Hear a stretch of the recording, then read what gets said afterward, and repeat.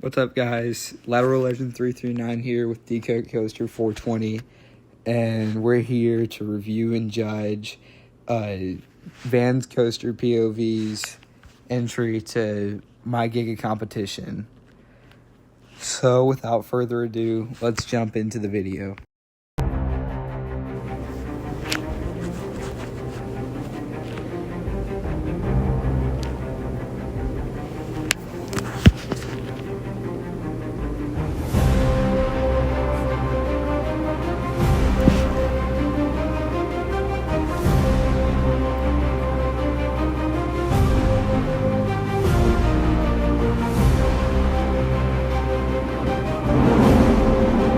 Okay, right off the bat, I really like how he did the rock work. You can tell he put a lot of work into the theming and scenery of everything. Too much work. No, not too much work. Too much work. No. Okay. Yeah, I really love the custom support job. It looks a lot like Tormenta's, which is something that I recommended to him when doing the custom supports. I think it's a really good first job for custom supports. I didn't notice the custom. I also really like this transfer track that he did. Oh, yep, there we go.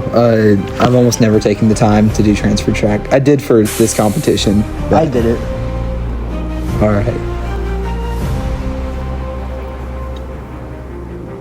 I also like this station that he's got going on. I like how most of the queue line is indoors, which is one of the only reasons that I like riding Dr. Diabolical's Cliffhanger. Air conditioning's nice. Air conditioning is super nice. I also love the shed that goes into the mid-course break room.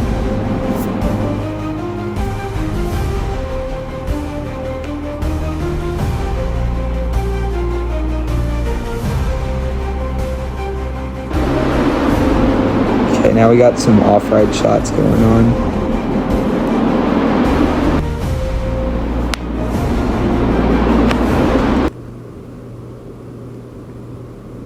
Okay, at this point, it started buffering, so sorry about that. But I was like, what am I going to do? It's not my fault, my Wi-Fi sucks. Also, CapCut is making things really difficult, frame-wise.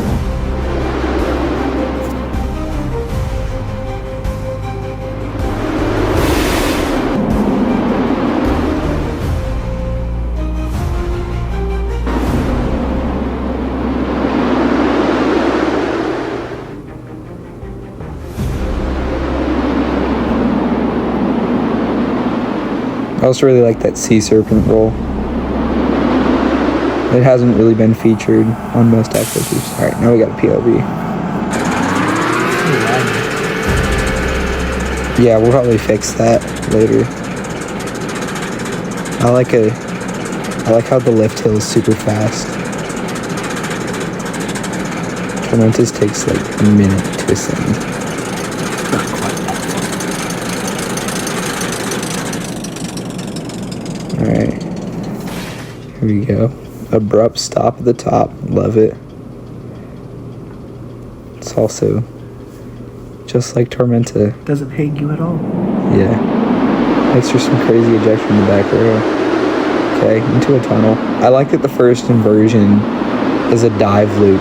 It's really refreshing to see on, I think, basically every dive coaster except for Oblivion at Alton Towers. The first inversion. Oblivion has nothing, but at least it doesn't have an M at the start. Okay, I like that loop. It's got a lot of hang time. Really good heartline roll. Pacing does suffer a little bit around here, but I like that there's an airtime hill. It looks like it produces some pretty good forces too. Not the biggest fan of the mid-course breaker on dive coasters, but yeah. Never really a fan of mid-course Ride operators and people waiting in line. Hamilman, it's pretty unique. I like that airtime hill. Love the heartline roll. And then I think we're going to the brakes, pretty much.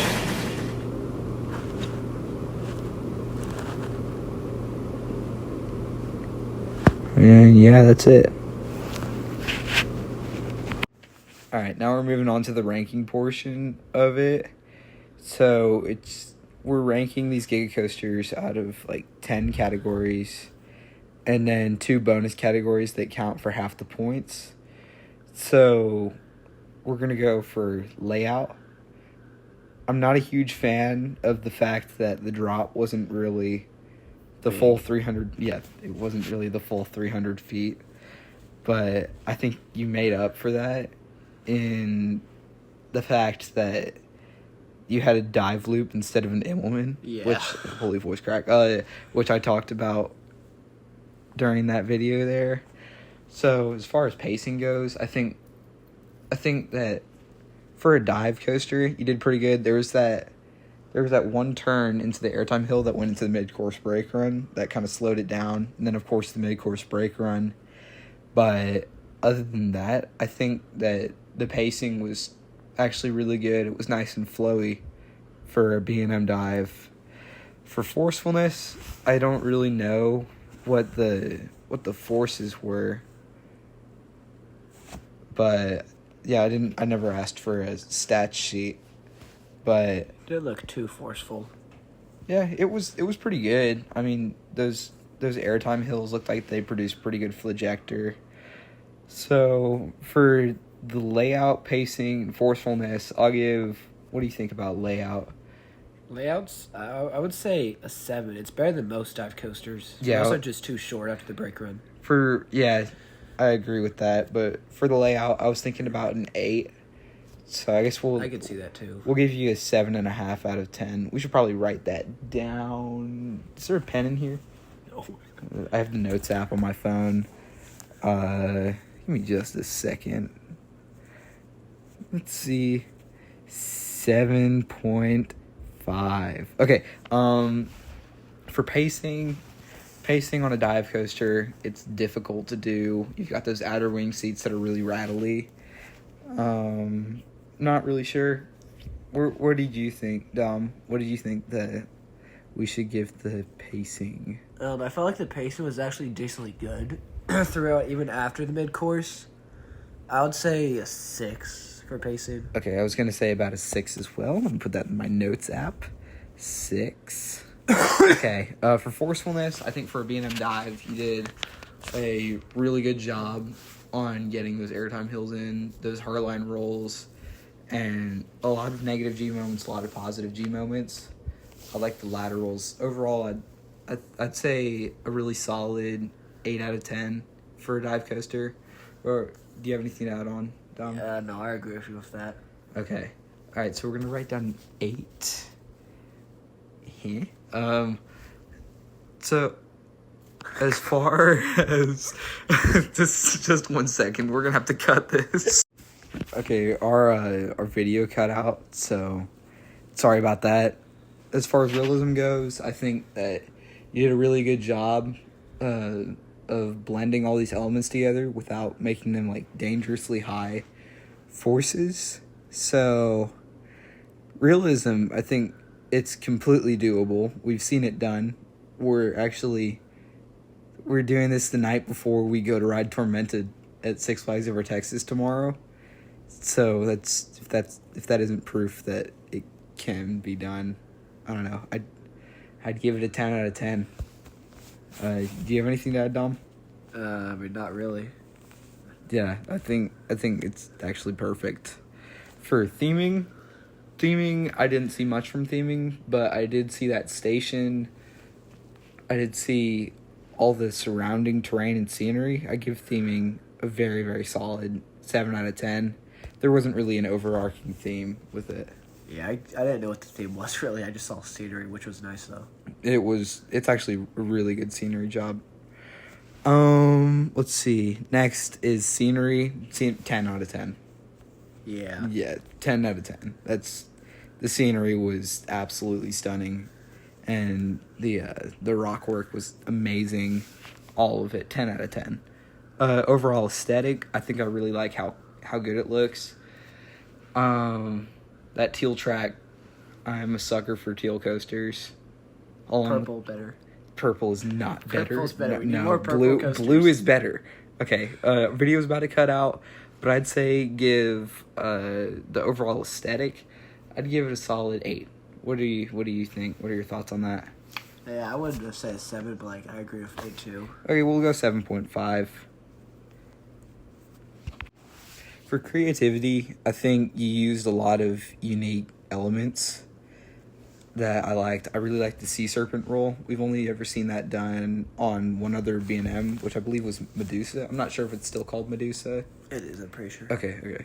And I've only ever seen it on the Vekoma Rock and Roller Coaster LSM clones. I'm still not sure that it's even an LSM coaster, but that's just what they say. I personally don't believe it. Just give me a tinfoil hat and we'll move on with it. Creativity, I'd say we haven't really seen hardline rolls on a dive coaster. I liked how you dove through that rock work. I don't know. What do you have to say on the creativity of it all? All I noticed was that it had a dive loop instead of an implement, and that's what I liked.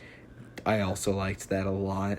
That's all I'm thinking about at this point. That's the only good part so far for me. Yeah. At least my favorite part. Yeah. Not necessarily the only good part. My favorite part is actually like the heartline rolls and the airtime hills. So I'd give creativity. What are you thinking? 8. 8 out of 10. 8 sounds good. We'll put it in my notes app. 8. Okay. Use of terrain. We've already covered this. It was really, really good for a dive coaster. Dive coasters are known for sweeping elements that go very, very high above the ground, and this one did a really good job of kind of staying close and using the terrain to its advantage. So for a dive coaster, I'd say it's pretty dang good. I'd say it's a solid 8 use of terrain. How you used like the tunnels and all that. What are you thinking, Dom? I mean, it had a great use of terrain. I mean, I agree with you on everything after that, really. Yeah. All right, so are we thinking 8 maybe? Yeah. Cool. Looks like Van's doing pretty good. Finally, 10, the support structure. Support structure was really good. I actually really liked it. There were a few little flaws, but I mean, it's his first custom supporting job ever in UC3, and I think he just knocked it out of the park. What were you thinking for the rankings? I just zoomed out, sorry.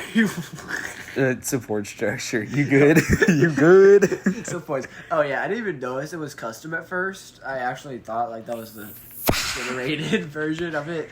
So it was actually really good. Yeah, I liked it. I was thinking maybe like a 9 out of 10, especially since it's the first support job. Yeah, I mean, that's pretty much it. You didn't use any extra rides, which, like, I mean, it doesn't really matter. Your coaster's doing well enough. I'm going to do 9 for support structure. And then, so, yeah, overall, really, really good job. I wonder if the calculator app, yes, I can still use it. Okay. So we're going to add that up real quick and just see what you get. All right, we just added it up, and Van's Coaster POV's Giga Dive for my competition scored overall an 81 out of 100. So that's like, depending on the school you go to, that's like a solid B-. So for a dive coaster, for the cards that you were dealt, I mean, that's a really, really stellar outcome. So really great job on that. Dom, do you have anything else to add on the matters? No. All right, Not cool, really. cool. Yeah, I mean, I guess that's it. Again, thank you so much to Van's Coaster POVs for submitting this challenge and for doing all this work for my Giga Coaster competition. And if you guys haven't already, I command you to go subscribe to Van's Coaster POVs, because he produces some of the best UC3 content out there. So yeah. Goodbye, I guess.